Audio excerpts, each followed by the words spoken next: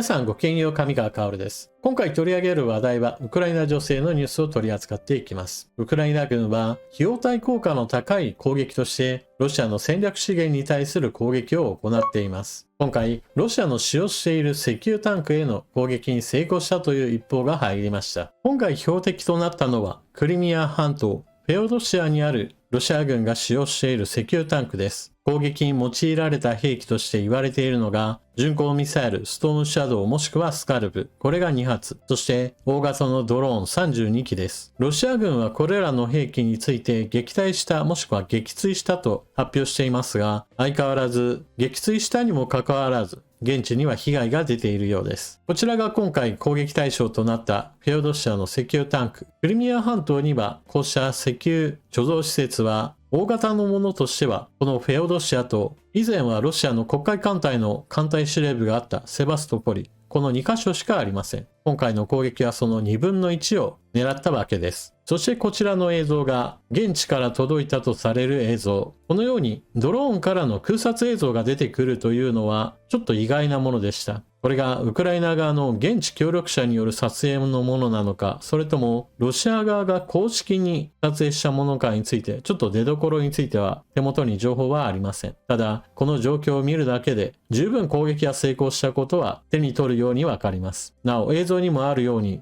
現地での消火活動が継続的に行われています。ただし、これだけの火が出ている関係ですぐに鎮火することは難しいようで、遠方から見てもかなりの火の手が昇っていることが確認できます。右が消火活動中の消防士らと見られる人たちの撮影した写真、そして左が遠方からの住民の撮影したものです。大きな火の手は2箇所あり、その2箇所の火がなかなか消し止めることができていないようです。こうした特殊火災に対する消火活動は本来であれば十分用意ができていれば鎮火することも可能だとは思うのですが、これまで幾度となくウクライナによる遠距離攻撃によって石油貯蔵タンクなども燃えており、もしかしたら特殊火災に対応するための隊員やもしくは消火剤などが足りていないのかもしれません。なお、今回の攻撃にあたってはクリミア半島他にもロシア軍基地に対する攻撃も行われたという一報も入っています。ただしそちらについては攻撃の結果に伴う火災などが発生しているといった映像などが今のところは見当たりません。狙った場所としては空軍基地だったこともあり、防空部隊や戦闘機に被害が出ているかは続報を待つしかありません。現在のところロシア軍は攻める分には多くの人や物、お金を投入しています。しかし守る方に対しては十分な資金や兵士の割り当てがありません。そのため、ウクライナ軍は数々遠距離攻撃を成功させてきました。石油精製施設や石油貯蔵庫、また軍の施設や弾薬庫などに対する攻撃です。ウクライナ軍の開発・生産している大型ドローンは決して高性能なものではありません。まだまだ開発途上で完成とは程遠いものです。しかしそれでもなお攻撃に成功しているのはロシア軍が攻めを重視するあまり守りをおろそかにしているからです。そのためウクライナ軍にとっては非常にコストパフォーマンスの良い攻撃となっています。しかしロシア側としても防備を固めることが現実的に可能なのかどうかといった問題があります。ロシアは国土として非常に広く守るべきものといったものもたくさんありますから、それら全てについて防空部隊を常時用意するというのは非常に多くの負担を強いることとなります。金銭面でもそうですし、人員としても攻撃がなかった時にそこにいる兵士たちは単に遊んでいる状態になりますから、これもまた無駄な出費を強いることとなります。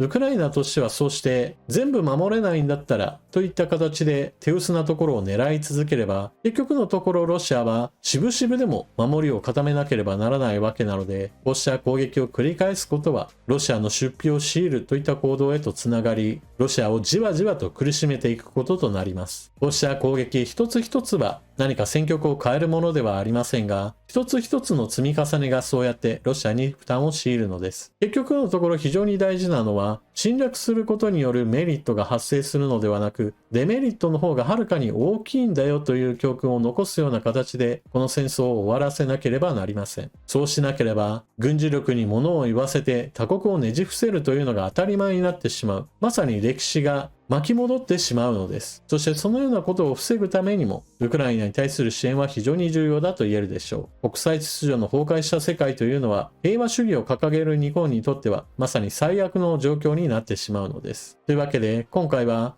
ウクライナ軍による遠距離攻撃が石油精製施設に対する打撃を与えたという一報でした。最後まで動画をご視聴いただきありがとうございました。チャンネル登録していない方はぜひともこの機会にチャンネル登録していってください。そして動画を見終わったら評価ボタンのクリックとあなたの感想コメントよろしくお願いします。それでは次の動画でまたお目にかかりましょう。またね。